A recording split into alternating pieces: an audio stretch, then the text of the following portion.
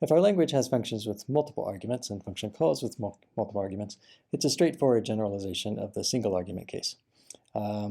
Here I have two arguments x and y. I'm going to map both of those to in the environment that we use for the body. So I'll be able to type check x as having type int and y as having type int. And of course, overall, x plus y is of type int. The type that I'll write for my function body is an arrow type, where on the left I have multiple types, separated by commas and in parentheses to represent the multiple arguments. And then if I have a function like that, I apply it to multiple arguments like this. Again, the type of that function is int, arrow int. I have two arguments. The first one's int, the second one's int, and of course this first int matches up with the first parenthesized int to the left of the arrow. And the int for 6 matches up with the second parenthesized int. So that's all good, and the type of this function call is int.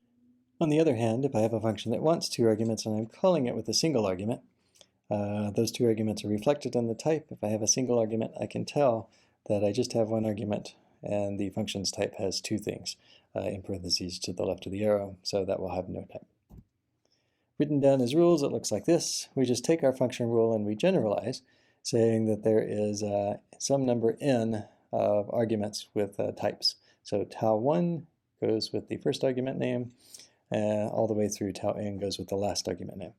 We will add all of those into the environment when type checking the body, and we will use all of those types when writing the type of the function. Similarly, on the function call side, we have argument expressions e1 through en.